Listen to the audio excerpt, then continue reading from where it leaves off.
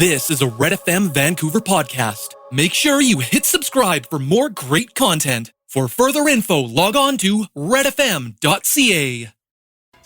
ਸਾਡੇ ਪੁਲਿਸ ਜਿਹੜਾ ਐਕਟ ਹੈ ਉਸ ਦੇ ਮੁਤਲਕ ਗੱਲਬਾਤ ਚੱਲ ਰਹੀ ਹੈ ਕਿ ਪੁਲਿਸ ਐਕਟ ਨੂੰ ਅਪ ਟੂ ਡੇਟ ਕੀਤਾ ਜਾਏ। ਪੁਲਿਸ ਐਕਟ ਦੇ ਮੁਤਾਬਕ ਹੀ ਸਾਰਾ ਕੰਮਕਾਜ ਚੱਲਦਾ, ਭਾਵੇਂ ਉਹ ਮਿਊਨਿਸਪਲ ਪੁਲਿਸਿਸ ਨੇ ਜਾਂ ਉਹ RCMP ਵਗੈਰਾ ਹੈ। ਇਸ ਦੇ ਵਿੱਚ ਪੁਲਿਸ ਨੂੰ ਕਿਵੇਂ ਭਰਤੀ ਕਰਨਾ, ਉਹਨਾਂ ਦੀ ਡਿਊਟੀਜ਼ ਕੀ ਨੇ। ਅੱਜ ਕੱਲ੍ਹ ਬਹੁਤ ਸਾਰੀ ਗੱਲਬਾਤ ਚੱਲ ਰਹੀ ਹੈ ਕਿ ਪੁਲਿਸ ਐਕਟ ਨੂੰ ਜਿਹੜਾ ਕਿ ਬਹੁਤ ਪੁਰਾਣਾ ਦਕੀਆਨੂਸੀ ਰੂੜੀਵਾਦੀ ਇਹ ਐਕਟ ਹੈ, ਤਕਰੀਬਨ 45 ਸਾਲ ਪਹਿਲਾਂ ਇਹ ਅਪਡੇਟ ਕੀਤਾ ਗਿਆ ਸੀ। ਹੁਣ ਇਸ ਨੂੰ ਰਿਵਿਊ ਕੀਤਾ ਜਾਣਾ। ਰਿਵਿਊ ਕਰਨ ਦੀ ਗੱਲ ਉਦੋਂ ਚੱਲੀ ਹੈ ਜਦੋਂ ਜਾਰਜ ਫਲੋਇਡ ਦੀ ਮੌਤ ਹੋਈ ਔਰ ਉਸ ਤੋਂ ਬਾਅਦ ਰੇਸਿਜ਼ਮ ਦੀ ਗੱਲਬਾਤ ਚੱਲੀ। ਇਹਦੇ 'ਚ ਇਹ ਗੱਲ ਵੀ ਤਸਲੀਮ ਕੀਤੀ ਗਈ ਕਿ ਯੈਸ, ਇਹਦੇ 'ਚ ਸਿਸਟੈਮਿਕ ਰੇਸਿਜ਼ਮ ਪੁਲਿਸ ਦੇ ਵਿੱਚ ਹੈਗਾ। RCMP ਦੇ ਜਿਹੜੇ ਬਿਗ ਬਰਾਸ ਹੈ, ਪਹਿਲਾਂ ਤਾਂ ਉਹਨਾਂ ਨੇ ਤਸਲੀਮ ਨਾ ਕੀਤਾ ਅਤੇ ਬਾਅਦ 'ਚ ਉਹਨਾਂ ਨੇ ਸਵੀਕਾਰ ਕਰ ਲਿਆ ਕਿ ਯੈਸ ਇਹਦੇ 'ਚ ਹੈਗਾ। ਅਤੇ ਬਾਕੀ ਪੁਲਿਸ ਫੋਰਸਿਸ ਦੇ ਵਿੱਚ ਵੀ, ਜਿਸ ਤਰ੍ਹਾਂ ਵੈਂਕੂਵਰ ਪੁਲਿਸ ਡਿਪਾਰਟਮੈਂਟ ਵਗੈਰਾ 'ਚ ਕਾਰਡਿੰਗ ਜਾਂ ਰੇਸ਼ੀਅਲ ਪ੍ਰੋਫਾਈਲਿੰਗ ਹੁੰਦੀ ਹੈ। ਇਹ ਜਿਹੜੀ ਕਮੇਟੀ ਬਣਾਈ ਗਈ ਹੈ BC ਦੇ ਵਿੱਚ, ਜਿਸ ਨੇ ਇਸ ਦਾ ਰਿਵਿਊ ਕਰਕੇ ਇਸ ਨੂੰ ਅਪਡੇਟ ਕਰਨਾ, ਉਹਨਾਂ ਦੇ ਵਿੱਚ ਸਰੀ ਦੇ ਗ੍ਰੀਨ ਟਿੰਬਰ ਦੇ MLA ਰਚਨਾ ਸਿੰਘ ਵੀ ਨੇ ਅਤੇ MLA ਰਿਚਮੰਡ ਦੇ ਜੋਹਲ ਵੀ ਨੇ। ਦੋਨਾਂ ਨਾਲ ਅੱਜ ਗੱਲਬਾਤ ਕਰਾਂਗੇ ਕਿ ਇਹ ਕਿਵੇਂ ਅਪਡੇਟ ਕੀਤਾ ਜਾਏਗਾ, ਲੋਕਾਂ ਦੇ ਮੁਤਲਕ ਲੋਕ ਕੀ ਚਾਹੁੰਦੇ ਆ ਕਿ ਪੁਲਿਸ ਐਕਟ ਨੂੰ ਕਿਸ ਤਰੀਕੇ ਨਾਲ ਰਿਵਿਊ ਕਰਕੇ ਬਦਲਿਆ ਜਾਏ। ਪੁਲਿਸ ਐਕਟ ਨੂੰ ਓਵਰਹਾਲ ਕਰਨ ਲਈ ਉਹਨਾਂ ਨੂੰ ਲੋਕਾਂ ਦੀ ਇਨਪੁਟ ਦਾ ਪਤਾ ਕਿ ਪੁਲਿਸ ਕਿਵੇਂ ਬਿਹੇਵ ਕਰਦੀ ਰਹੀ ਹੈ, ਜਾਂ ਪੁਲਿਸ ਦੇ ਵਿੱਚ ਜਿਹੜੇ ਰੰਗਦਾਰ ਲੋਕਾਂ ਦੀ ਪ੍ਰਮੋਸ਼ਨਸ ਨਹੀਂ ਹੋ ਰਹੀਆਂ, ਹੋਰ ਬੜੇ ਇਸ਼ੂਜ਼ ਨੇ। ਆਪਾਂ ਉਹਨਾਂ ਨਾਲ ਗੱਲਬਾਤ ਕਰਦੇ ਹਾਂ। ਰਚਨਾ ਸਿੰਘ ਜੀ ਆਇਆਂ ਨੂੰ। ਥੈਂਕ ਯੂ ਹਰਜਿੰਦਰ ਭਾਜੀ, ਥੈਂਕਸ ਫॉर ਹੈਵਿੰਗ ਮੀ। ਤੁਸੀਂ ਉਸ ਕਮੇਟੀ 'ਤੇ ਨਿਯੁਕਤ ਹੋਏ ਹੋ, ਤਾਂ ਕੀ ਕਰਨਾ ਚਾਹੁੰਦੇ ਹੋ? ਇਹ ਪੁਲਿਸ ਐਕਟ ਕਿੰਨਾ ਕੁ ਪੁਰਾਣਾ? ਜੀ, ਜਿਵੇਂ ਤੁਸੀਂ ਆਪਣੀ ਇੰਟਰੋਡਕਸ਼ਨ 'ਚ ਦੱਸਿਆ ਭਾਜੀ, ਇਟਸ 45 years old। ਤੇ ਅਸੀਂ ਜਾਣਦੇ ਹਾਂ ਕਿ 45 ਸਾਲ ਵਿੱਚ ਬਹੁਤ ਕੁਛ ਬਦਲਿਆ ਹੈਗਾ। ਜਿਹੜੀ ਸਾਡੀ ਕਮਿਊਨਿਟੀਜ਼ ਚੇਂਜ ਹੋਈਆਂ, ਸਾਡੀਆਂ ਜਿਹੜਾ ਸਾਡੀ ਪੋਪੂਲੇਸ਼ਨ ਹੈ ਜਿਹੜੀ ਜਿਹਨੂੰ ਸਰਵ ਕਰਦੀ ਹੈ ਪੁਲਿਸ, ਉਹਨਾਂ ਵਿੱਚ ਬਹੁਤ ਜ਼ਿਆਦਾ ਚੇਂਜਿਸ ਆਈਆਂ। ਅਤੇ ਜਿਹੜੇ ਚੈਲੰਜਿਸ ਹੈ ਜਿਹੜੇ ਅੱਜ ਕੱਲ੍ਹ ਅਸੀਂ ਦੇਖ ਰਹੇ ਹਾਂ, ਹੋ ਸਕਦਾ ਕਿ ਉਹ ਚੈਲੰਜਿਸ 45 ਸਾਲ ਪਹਿਲਾਂ ਨਹੀਂ ਸੀਗੇ। ਸੋ ਮੈਂ ਇਹ ਸਮਝਦੀ ਹਾਂ ਕਿ ਇਹ ਬਹੁਤ ਹੀ ਟਾਈਮਲੀ ਅਤੇ ਇੱਕ ਬਹੁਤ ਹੀ ਇੰਪੋਰਟੈਂਟ ਜਿਹੜੀ ਮੂਵ ਹੈਗੀ ਹੈ ਸਰਕਾਰ ਵੱਲੋਂ, ਕਿ ਜਿਹੜਾ ਐਕਟ ਨੂੰ ਚੇਂਜ ਕਰਨਾ ਵਿਦ ਅ ਕੰਟੈਂਪਰੇਰੀ ਲੈਂਸ, ਦੇਖਣਾ ਕਿ ਕਿਵੇਂ ਦੇ ਨਵੇਂ ਚੈਲੰਜਿਸ ਹੈਗੇ ਹੈ ਜਿਹੜੇ ਕਮਿਊਨਿਟੀਜ਼ ਦੇ ਅੱਗੇ ਅਤੇ ਪੁਲਿਸ ਦੇ ਅੱਗੇ ਵੀ ਹੈਗੇ। ਰਚਨਾ ਜੀ, ਸਕੋਪ ਕੀ ਹੈ ਤੁਹਾਡੀ ਇਸ ਕਮੇਟੀ ਦਾ? ਜੀ, ਇਹਦਾ ਸਕੋਪ ਇਹੀ ਹੈ ਕਿ ਇਹਨੂੰ ਜਿਹੜੇ ਟਰਮਸ ਆਫ ਰੈਫਰੈਂਸ ਹੈ, ਕਿ ਇਹਨੂੰ ਦੇਖਣਾ ਕਿ ਪੁਲਿਸ ਕਿਵੇਂ ਹਾਊ ਕਮਿਊਨਿਟੀਜ਼ ਵਿੱਚ ਪੁਲਿਸ ਕਿਵੇਂ ਉਹਨਾਂ ਦਾ how they are doing, how ਜਿਹੜੀ ਸਾਡੀਆਂ ਜਿਹੜੀ ਜਨਤਾ ਹੈ ਉਹ ਕਿਵੇਂ ਪਰਸੀਵ ਕਰ ਰਹੀ ਹੈ ਪੁਲਿਸ ਨੂੰ। ਅਤੇ ਇੱਕ ਜਿਹੜਾ ਬਹੁਤ ਜ਼ਿਆਦਾ ਫੋਕਸ ਹੈ, ਜਿਹਦੇ ਬਾਰੇ ਤੁਸੀਂ ਥੋੜ੍ਹੀ ਜਿਹੀ ਛੇੜਿਆ, ਜਿਹੜਾ ਉਹਦਾ ਫੋਕਸ ਰਹੇਗਾ ਓਬਵੀਅਸਲੀ ਵਿਦ ਸਿਸਟੈਮਿਕ ਰੇਸਿਜ਼ਮ ਨੂੰ ਲੈ ਕੇ, ਜਿਹੜੀ ਕਿ ਅੱਜ ਕੱਲ੍ਹ ਬਹੁਤ ਜ਼ਿਆਦਾ ਚਰਚਾ ਚੱਲ ਰਹੀ ਹੈ ਪੂਰੇ ਨਾਰਥ ਅਮਰੀਕਾ ਵਿੱਚ, ਮੇਰੇ ਖਿਆਲ ਸਿਰਫ ਸਾਰੀ ਦੁਨੀਆ ਵਿੱਚ ਹੋ ਰਹੀ ਹੈ, ਪਰ ਅਸੀਂ ਜਿਹੜੇ ਰੀਸੈਂਟ ਇੰਸੀਡੈਂਟਸ ਕਰਕੇ ਸਾਡੇ ਅਮਰੀਕਾ ਅਤੇ ਕੈਨੇਡਾ ਵਿੱਚ ਕਾਫੀ ਜ਼ਿਆਦਾ ਹੋ ਰਹੀ ਹੈ। ਐਂਡ ਆਲਸੋ ਇੱਕ ਬਹੁਤ ਜਿਹੜਾ ਹੋਰ ਇਹਦਾ ਜਿਹੜਾ ਇੱਕ ਫੈਕਟਰ ਜਿਹੜਾ ਉਹਨੂੰ ਰੱਖਿਆ ਜਾਏਗਾ ਫੋਕਸ ਵਿੱਚ, ਉਹ ਹੈਗਾ mental health and ਹਾਰਮ reduction. So please ਇਹਦਾ ਆਲੇ ਦੁਆਲੇ ਅਸੀਂ ਗੱਲਬਾਤ ਕਰਾਂਗੇ ਐਂਡ ਵੀ ਵਿਲ ਟੇਕ ਦੀ ਬਹੁਤ ਜ਼ਿਆਦਾ ਵੱਡੀ ਪਬਲਿਕ ਕੰਸਲਟੇਸ਼ਨ ਹੋਈ। ਰਚਨਾ ਜੀ, ਤੁਹਾਨੂੰ ਪਤਾ ਹੈ ਕਿ ਲੋਕ ਕੀ ਚਾਹੁੰਦੇ ਨੇ, ਉਸ ਤਰ੍ਹਾਂ ਤੁਸੀਂ ਰਿਵਿਊ ਕਰ ਸਕੋ। ਜਿਹੜੇ ਵੈਲਨੈਸ ਚੈੱਕਸ ਵਗੈਰਾ ਕਰ ਰਹੀ ਹੈ ਪੁਲਿਸ, ਜਾਂ ਪ੍ਰੋਫਾਈਲਿੰਗ ਕਰ ਰਹੀ ਹੈ ਉਹਨਾਂ ਦੀ, ਕਿਸੇ ਪੰਜਾਬੀ ਮੁੰਡੇ ਦਾ ਕਾਲਾ ਟਰੱਕ ਲੈ ਕੇ ਵੈਂਕੂਵਰ ਜਾਣਾ ਦੁੱਭਰ ਹੋ ਗਿਆ, ਉਹਨੂੰ ਕਢਾ ਲੈਂਦੇ ਆ, ਅੱਧਾ ਘੰਟਾ ਉਹਨੂੰ ਚੈੱਕਅਪ ਕਰਦੇ ਰਹਿੰਦੇ ਆ। ਇਸ ਤਰ੍ਹਾਂ ਦੀਆਂ ਗੱਲਾਂ ਬਾਰੇ ਤੁਸੀਂ ਸਾਰੇ ਅਪਡੇਟ ਹੋ? ਜੀ, ਇਹ ਵਾਲੀਆਂ ਗੱਲਾਂ ਬਹੁਤ ਅਸੀਂ ਜਿਵੇਂ ਬੇਸ਼ੱਕ ਉਹ ਮਾਰਜਨਲਾਈਜ਼ ਕਮਿਊਨਿਟੀਜ਼ ਹੈਗੀਆਂ, ਇੰਡੀਜਨਸ ਪਾਪੂਲੇਸ਼ਨ ਹੈਗੀ ਹੈ, ਬਲੈਕ ਲੋਕੀ ਹੈਗੇ ਹੈ, ਸਾਡੇ ਸਾਊਥ ਏਸ਼ੀਅਨ ਭਾਈਚਾਰਾ ਹੈਗਾ, ਜਿਹੜੇ ਵੀ ਲੋਕੀ ਹੈ, ਅਸੀਂ ਇਹ ਮੰਨ ਕੇ ਚੱਲਦੇ ਹਾਂ ਕਿ ਜਿਹੜੀ ਪੁਲਿਸ ਵਿੱਚ ਜਿਹੜਾ ਵਰਤਾਰਾ ਹੈ ਉਹ ਬਰਾਬਰ ਹੋਣਾ ਚਾਹੀਦਾ। ਪਰ ਅਸੀਂ ਇਹ ਵੀ ਜਾਣਦੇ ਵੀ ਆ ਵੈਰੀ ਰੀਅਲਿਸਟਿਕ ਕਿ ਇਹ ਕਈ ਵਾਰ ਨਹੀਂ ਹੁੰਦਾ। ਜਿਹੜੀਆਂ ਕਮਿਊਨਿਟੀਜ਼ ਜਿਹੜੀਆਂ ਸਪੈਸ਼ਲੀ ਵਿਜ਼ੀਬਲ ਮਾਈਨੋਰਿਟੀਜ਼ ਜਿੱਥੇ ਜਿਹੜਾ ਸਾਡਾ ਭਾਈਚਾਰਾ ਹੈ ਸਾਊਥ ਏਸ਼ੀਅਨ ਕਮਿਊਨਿਟੀ ਉਹਦੇ ਵਿੱਚ ਆਉਂਦੀ ਹੈਗੀ ਹੈ, ਬਹੁਤ ਜ਼ਿਆਦਾ ਕਈ ਵਾਰ ਉਹਨਾਂ ਨੂੰ ਉਵੇਂ ਦਾ ਵਰਤਾਰਾ ਨਹੀਂ ਮਿਲਦਾ ਜਿਹਦੇ ਉਹ ਹੱਕਦਾਰ ਹੈਗੇ। So this is I think very very important. ਔਰ ਤੁਸੀਂ ਵੀ ਬਹੁਤ ਗੱਲ ਕੀਤੀ ਔਰ ਅਸੀਂ ਜਾਣਨਾ ਚਾਹਾਂਗੇ ਹੋਰ ਵੀ ਇਨਸੀਡੈਂਟਸ। ਜਦ ਅਸੀਂ ਪਬਲਿਕ ਕੰਸਲਟੇਸ਼ਨ ਖੋਲਾਂਗੇ, we would like to hear from the experts, we would like to hear from the public.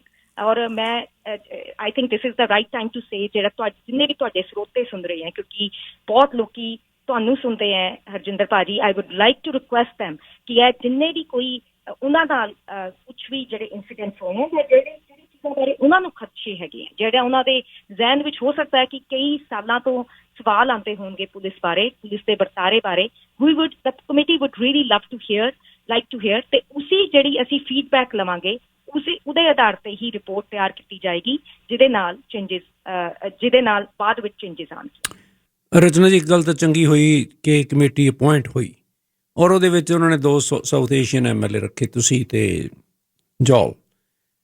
ਪਰ ਜਿਹੜੀ ਵੀ ਰਿਕਮੈਂਡੇਸ਼ਨ ਤੁਸੀਂ ਦੇਣੀ ਆ, ਜੋ ਵੀ ਤੁਸੀਂ ਫੈਸਲਾ ਕੀਤਾ, ਕੀ ਉਹਦਾ ਕੋਈ ਮਤਲਬ ਵੀ ਅਰਥ ਹੋਏਗਾ, ਕੋਈ ਉਹ ਬਾਈਂਡਿੰਗ ਹੋਏਗੀ ਕਾਨੂੰਨੀ ਤੌਰ 'ਤੇ, ਉਹ ਲਾਗੂ ਕੀਤੀ ਜਾਓ? ਇਹ ਨਾ ਹੋਏ ਤੁਸੀਂ ਇਹਦੇ 'ਤੇ ਬੈਠੇ ਵਿਚਾਰ ਕਰਦੇ ਰਹੋ, ਰਿਵਿਊ ਕਰਦੇ ਰਹੋ, ਫਿਰ ਫਾਈਨਲੀ ਤੁਸੀਂ ਰੈਕਮੈਂਡੇਸ਼ਨ ਕਰੋ ਅਤੇ ਰੈਕਮੈਂਡੇਸ਼ਨ ਉਹ ਕਿਸੇ ਪਾਸੇ ਵੀ ਨਾ ਲੱਗਣ। ਕੀ ਤੁਹਾਡੀਆਂ ਰੈਕਮੈਂਡੇਸ਼ਨਸ ਬਾਈਂਡਿੰਗ ਹੋਣਗੀਆਂ? ਜੀ ਜਿਹੜਾ ਇੰਨਾ ਅਸੀਂ ਟਾਈਮ ਜਿਹੜਾ ਇਸ 'ਤੇ ਲਾ ਰਹੇ ਹਾਂ, ਇਹ ਜਿਹੜਾ ਫੈਸਲਾ ਸੀਗਾ, ਜੇ ਅਸੀਂ ਪਿਛਲੇ ਦਿਨਾਂ ਵਿੱਚ ਜਾਈਏ, ਜਦ ਪ੍ਰੀਮੀਅਰ ਹੌਰਗਨ ਨੇ ਆਪ ਇਸ ਚੀਜ਼ ਬਾਰੇ ਬਹੁਤ ਇਸ ਚੀਜ਼ ਨੂੰ ਸੀਰੀਅਸਲੀ ਲਿਆ ਸੀਗਾ, ਜਦ ਸਾਰੇ ਇੰਸੀਡੈਂਟਸ ਸਪੈਸ਼ਲੀ ਕੈਨੇਡਾ ਵਿੱਚ ਗੱਲ ਸ਼ੁਰੂ ਹੋਈ ਰੇਸਿਜ਼ਮ ਬਾਰੇ ਜਾਂ ਮੈਂਟਲ ਹੈਲਥ ਬਾਰੇ ਜ਼ਿਆਦਾ, ਅਤੇ ਉਹਨਾਂ ਨੇ ਅਸ਼ੂਰ ਕੀਤਾ ਸੀਗਾ ਕਿ ਅਸੀਂ ਇਹਦੇ ਵਿੱਚ ਪੁਲਿਸ ਐਕਟ ਵਿੱਚ ਚੇਂਜਿਸ ਆਉਣਗੀਆਂ ਅਤੇ ਵੀ ਵਿਲ ਫਾਰਮ ਦੀ ਇੱਕ all party committee. And I think ਕਿ ਐਂਡ ਉਹਨਾਂ ਨੇ ਬਹੁਤ ਜਲਦੀ ਇਸ ਕਮੇਟੀ ਦਾ ਗਠਨ ਹੋਣਾ ਇਸ ਚੀਜ਼ ਦਾ ਸੰਕੇਤ ਦਿੰਦਾ ਹੈ ਕਿ how serious our government is to make the changes which are required. ਅਤੇ ਜਿਹੜੀ ਇੰਨੇ ਟਾਈਮ ਅਸੀਂ ਲੈ ਰਹੇ ਹੈਗੇ ਹਾਂ, ਬਹੁਤ ਜ਼ਿਆਦਾ ਤੁਸੀਂ ਜਾਣਦੇ ਹੋ ਕਿ ਸਮਾਂ ਲੱਗੇਗਾ ਸਾਡਾ, ਇੰਨੀ ਐਨਰਜੀ ਲੱਗੇਗੀ, ਇੰਨੇ ਲੋਕਾਂ ਨਾਲ ਕੰਸਲਟੇਸ਼ਨ ਹੋਏਗੀ, ਇੰਨੀ ਗੱਲਬਾਤ ਹੋਏਗੀ। ਐਂਡ ਉਹ ਸਾਰੀਆਂ ਜਿਹੜੀਆਂ ਰਿਪੋਰਟਸ ਹੈਗੀਆਂ, they are not going to happen in the close door, ਕਿ ਅਸੀਂ ਉਹ ਗੱਲਬਾਤ ਕੀਤੀ ਅਤੇ ਲੋਕਾਂ ਨੂੰ ਪਤਾ ਨਹੀਂ ਚੱਲ ਰਹੀ। ਉਹਦੇ ਬਾਰੇ ਟਾਈਮਲੀ ਰਿਪੋਰਟਸ ਜਿਹੜੀਆਂ ਹੈਗੀਆਂ ਸਾਰੇ ਪਬਲਿਕ ਨੂੰ ਦਿੱਤੀਆਂ ਜਾਣਗੀਆਂ ਕਿ ਵਟ ਵੀ ਆਰ ਹੀਅਰਿੰਗ, ਕਿਵੇਂ ਦੀਆਂ ਚੀਜ਼ਾਂ ਕਿਹੜੇ ਮੁੱਦੇ ਸਾਡੇ ਸਾਹਮਣੇ ਆ ਰਹੇ ਹੈਗੇ ਹੈ, ਕਿਹੜੇ ਮੁੱਦਿਆਂ ਦੇ ਉੱਤੇ ਵਿਚਾਰ ਹੋ ਰਹੇ ਹੈ, ਕਿਵੇਂ ਲੋਕੀ ਸਾਨੂੰ ਕੀ ਦੱਸ ਰਹੇ ਹਨ। ਜੋ ਵੀ ਹੋਵੇਗਾ ਉਹਦੀ ਟਾਈਮਲੀ ਰਿਪੋਰਟਸ ਪਬਲਿਕ ਤੱਕ ਪਹੁੰਚਾਈਆਂ ਜਾਣਗੀਆਂ, ਅਤੇ ਉਹ ਜਿਹੜੀ ਇੱਕ ਫਾਈਨਲ ਰਿਪੋਰਟ ਹੋਏਗੀ, ਉਹਨੂੰ ਲੈ ਕੇ ਜਿਹੜੇ ਵੀ ਨਵੇਂ ਫੈਸਲੇ ਕੀਤੇ ਜਾਣਗੇ, changes that need to come to the police act will happen. ਅਖੀਰ 'ਚ ਕੀ ਕਹਿਣਾ ਚਾਹੋਗੇ ਤੁਸੀਂ?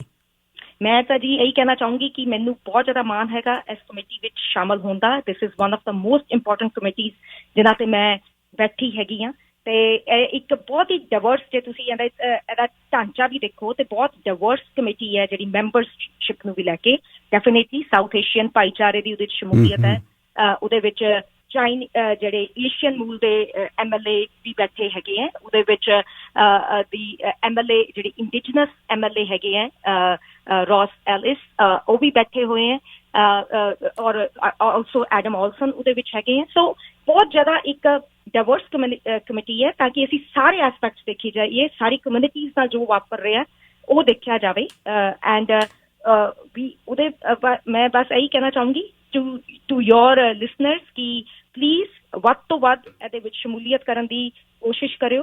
ਕਈ ਵਾਰ ਹੋ ਜਾਂਦਾ ਹੈ ਕਿ ਸਾਡਾ ਭਾਈਚਾਰਾ, ਕਿਉਂਕਿ ਅਸੀਂ ਆਪਣੇ ਕੰਮਾਂ ਕਾਰਾਂ ਵਿੱਚ ਇੰਨੇ ਜ਼ਿਆਦਾ ਵਿਅਸਤ ਹੋ ਜਾਂਦੇ ਹਾਂ, ਸਾਨੂੰ ਲੱਗਦਾ ਕਿ ਇਹ ਕਮੇਟੀ ਵਿੱਚ ਅਸੀਂ ਕਿਵੇਂ ਪਾਰਟ ਲਈਏ ਜਾਂ ਇਹਦੇ ਵਿੱਚ ਪਾਰਟ ਲੈਣ ਦਾ ਕੋਈ ਫਾਇਦਾ ਹੋਏਗਾ ਕਿ ਨਹੀਂ ਹੋਏਗਾ। ਮੈਂ ਇਹੀ ਕਹੂੰਗੀ ਕਿ ਤੁਹਾਡੀ ਆਵਾਜ਼ ਮੈਟਰ ਕਰਦੀ ਹੈ, ਅਤੇ ਅਸੀਂ ਨਾਲ ਦੀ ਨਾਲ ਅਜੇ ਤਾਂ ਸ਼ੁਰੂ ਹੋ ਰਿਹਾ ਪ੍ਰੋਸੈਸ, ਬਟ ਜਿਹੜਾ ਵੀ ਵਰਕ ਪਲਾਨ ਤਿਆਰ ਹੋਏਗਾ ਨਾਲ ਦੀ ਨਾਲ ਜਾਣਕਾਰੀ ਦਿੰਦੇ ਜਾਵਾਂਗੇ। ਔਰ we are really eager to hear your feedback. Rachna, thank you. Thank you so much. ਰਚਨਾ ਸਿੰਘ ਸਾਡੇ ਸਰੀ ਦੇ MLA ਹਨ, ਅਤੇ ਹੁਣ ਜੈਸ ਜੌਹਲ ਹੋਰਾਂ ਨਾਲ ਗੱਲਬਾਤ ਹੋਏਗੀ। MLA ਜੈਸ ਜੌਹਲ ਰਿਚਮੰਡ ਦੇ ਲਿਬਰਲ ਪਾਰਟੀ ਦੇ MLA ਨੇ। ਉਹ ਲੰਬਾ ਸਮਾਂ ਪੱਤਰਕਾਰੀ ਦੇ ਵਿੱਚ ਉਹਨਾਂ ਨੇ ਗੁਜ਼ਾਰਿਆ, ਔਰ ਭਲੀ ਭਾਂਤ ਉਹ ਪੁਲਿਸ ਦੇ ਸਾਰੇ ਪ੍ਰੋਸੀਜਰਸ ਤੋਂ ਵਾਕਫ ਨੇ, ਔਰ ਉਹਨਾਂ ਨੂੰ ਕਾਫੀ ਨੌਲੇਜ ਹੈ ਇਸ ਦੇ ਬਾਰੇ 'ਚ, ਖਾਸ ਤੌਰ ਦੇ ਉੱਤੇ ਪੁਲਿਸ ਕਿਵੇਂ ਐਕਟ ਕਰਦੀ ਹੈ, ਪੁਲਿਸ ਕਿਵੇਂ ਗ੍ਰਿਫਤਾਰ ਕਰਦੀ ਹੈ, ਪੁਲਿਸ ਦੇ ਹਜ਼ਾਰਾਂ ਕੇਸਿਸ ਉਹਨਾਂ ਦੇ ਹੱਥਾਂ ਥਾਈਂ ਉਹਨਾਂ ਨੇ ਐਨਾਲਾਈਜ਼ ਕਰਕੇ ਖਬਰਾਂ ਬਣਾਈਆਂ ਨੇ। ਜੈਸ ਜੌਹਲ ਮੇਰੇ ਨਾਲ ਹਨ। ਜੈਸ ਜੌਹਲ ਰਿਚਮੰਡ ਦੇ MLA ਨੇ ਅਤੇ ਲਿਬਰਲ ਪਾਰਟੀ ਨਾਲ ਸੰਬੰਧਿਤ ਹਨ। ਜਿਹੜੀ ਪੁਲਿਸ ਦੀ ਰਿਵਿਊ ਕਮੇਟੀ ਆ ਇਸ ਦੇ ਵਿੱਚ ਉਹ ਅਪੁਆਇੰਟਡ ਨੇ। ਸੋਲਿਸਿਟਰ ਜਨਰਲ ਮਾਈਕ ਫਾਰਨਵਰਥ ਨੇ ਇਹ ਕਮੇਟੀ ਅਪੁਆਇੰਟ ਕੀਤੀ ਹੈ ਅਤੇ ਇਹ ਕਮੇਟੀ ਆਲ ਪਾਰਟੀ ਕਮੇਟੀ ਦੇ ਤੌਰ 'ਤੇ ਜਾਣੀ ਜਾਂਦੀ ਹੈ। ਇਸ ਦੇ ਵਿੱਚ ਪੁਲਿਸ ਏਜੰਸੀਜ਼ ਸਮੇਤ RCMP ਦੇ ਕਿਵੇਂ ਓਪਰੇਟ ਕਰਦੀਆਂ ਨੇ ਅਤੇ ਉਹਨਾਂ ਦੇ ਵਿੱਚ ਕੀ ਇੰਸਟੀਟਿਊਸ਼ਨਲ ਰੇਸਿਜ਼ਮ ਦੀ ਕੋਈ ਤਰੰਗ ਹੈ। ਅਤੇ ਇਹ ਕਮੇਟੀ ਦੇ ਵਿੱਚ ਜਿਸ ਤਰ੍ਹਾਂ ਮੈਂ ਤੁਹਾਨੂੰ ਪਹਿਲਾਂ ਦੱਸਿਆ ਸੀ ਕਿ ਹਰ ਕਿਸਮ ਦੇ ਵਿਅਕਤੀ ਉਹਨਾਂ ਨੇ ਅਕਾਮੋਡੇਟ ਕਰਨ ਦੀ ਕੋਸ਼ਿਸ਼ ਕੀਤੀ ਗਈ ਹੈ। ਜੋਹਲ ਜੀ ਆਇਆਂ ਨੂੰ, ਤੁਹਾਡਾ ਬਹੁਤ ਬਹੁਤ ਸਵਾਗਤ ਹੈ। Welcome. Thank you, good to be here. Thank you. ਪਹਿਲਾਂ ਤਾਂ ਦੱਸੋ ਵੀ ਇਹ ਕਮੇਟੀ ਦੇ ਬਣਨ ਨਾਲ ਦੀ ਸੰਗਠਨ ਨਾਲ ਤੁਸੀਂ ਸਹਿਮਤ ਹੋ? ਤੁਹਾਨੂੰ ਇਹ 'ਤੇ ਅਪੁਆਇੰਟ ਕੀਤਾ ਗਿਆ। Are you comfortable with it? Yes, ਮੈਨੂੰ 2 ਹਫ਼ਤੇ ਵਿੱਚ ਪੁੱਛਿਆ ਸੀ ਸਾਡੇ ਹਾਊਸ ਲੀਡਰ ਨੇ, ਮੇਰੀ ਪੋਲਿਸ ਨੇ, ਐਂਡ ਇਹ ਕੰਮ ਜਿਹੜਾ ਹੁਣ ਸਾਨੂੰ ਦਿੱਤਾ ਆ, it's very important work. It's a work that I think is coming at the right time with the broader conversation that's happening in society today with Black Lives Matter and the broader conversation in this country, the U.S., and around the world, really. I think the challenge we're going to have, Tindasab, is that we are looking at the Police Act specifically. We cannot change the fact that we don't have appropriate representation of women in corporate boards. We cannot change we don't have enough visible minorities in positions of power and authority. We cannot change that we do not have enough South Asians represented in a certain corporation or a certain public body. That is going to take time.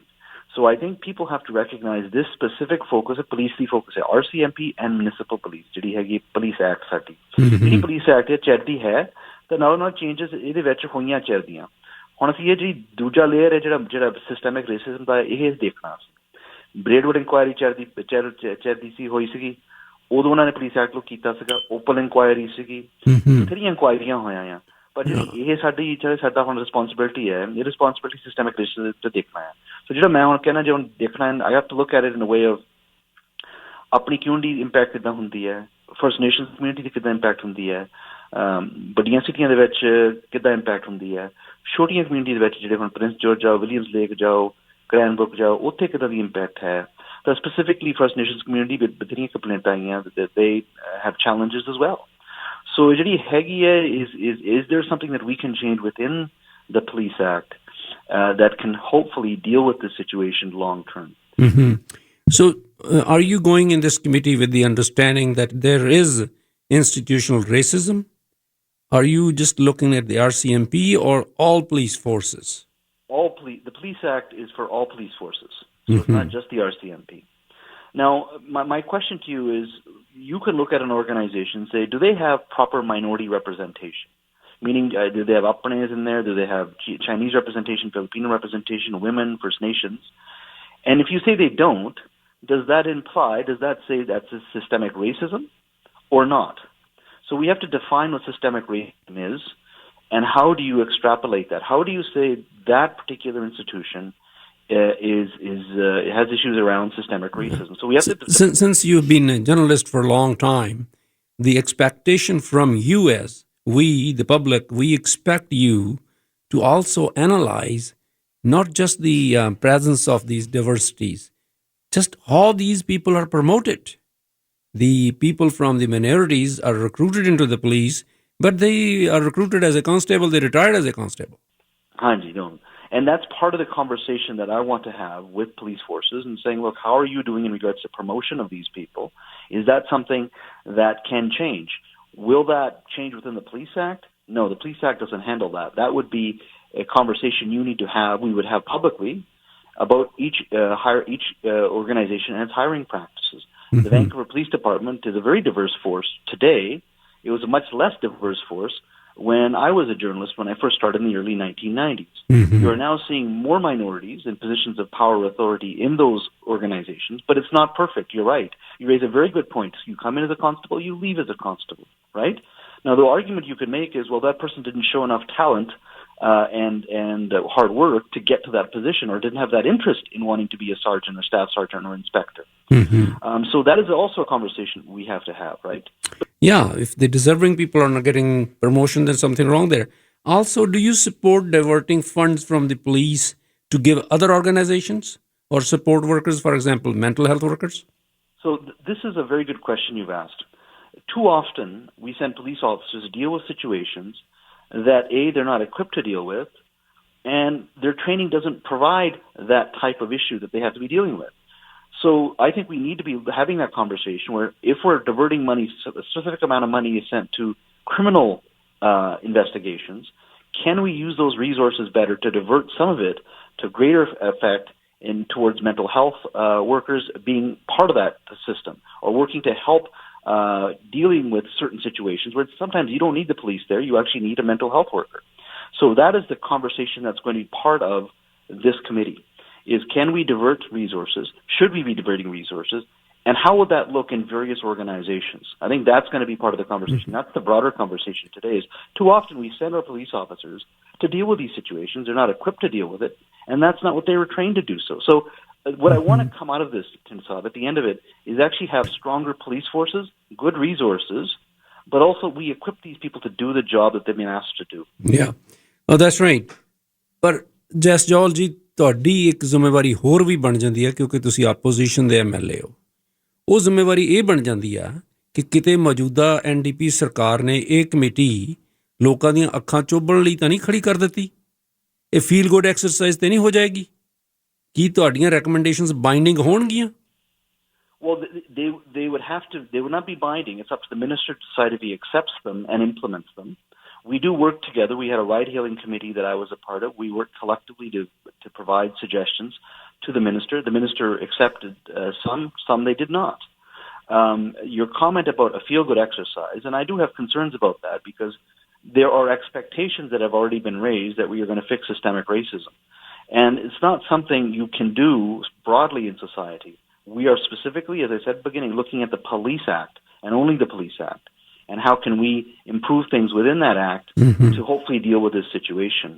But if people think that somehow this is going to stop, let's say, a South Asian not getting into a nightclub and being, let's say, they believe that they're not let in because they're South Asians, we can't fix that or with this act, right? This is about making the police... No, I think it's all about fixing the police force itself. Sorry? Your committee's recommendations or the duty or scope is that how you can make this police act more effective and update according to today's needs. Yes, exactly. My challenge is that the terms of reference that we have are very broad, and so as we get together as a committee with our NDP friends and Green friends, I want to hone in on that a little bit and say, look, how do we focus this so we just don't have everybody coming in and complaining, but how do we focus this so we can have some specific recommendations that actually can help change the system. So right now, the terms of reference are very broad, and we haven't met yet as a committee. The chair and myself have met from the NDP, and we will get together, I believe, early next week, to start building the process around how we're going to deal with the situation. But I do, I caught the tail end of your interview with Rachna Singh, and I want to also mention that it's important that our community, the Punjabi community, the South Asian community, get involved, and when we do come to the Lower Mainland and we do take submissions, we'll be talking to experts, we'll be talking to police forces, but I want to talk to everyday people because their stories are very important because it's going to help us guide this process that we're in right now. We really want to hear from everyday of your listeners who have had experiences that they're not happy about. Because that's going to make this better. It's all well and good to hear experts in the police forces, and we're going to. It's important to.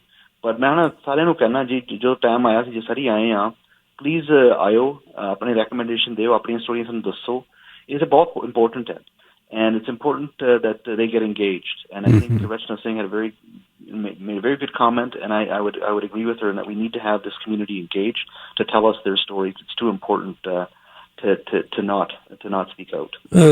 Jess Johal ji ਜਿਹੜੀ police ਦੀ engagement ਦੀ ਖਾਸ ਤੌਰ ਦੇ ਉੱਤੇ police act ਨੂੰ review ਕਰਕੇ modernise ਕਰਨ ਦੀ ਗੱਲ ਆ ਇਹ ਸਾਡੇ ਭਾਈਚਾਰੇ ਲਈ ਬਹੁਤ ਇੰਪੋਰਟੈਂਟ ਆ।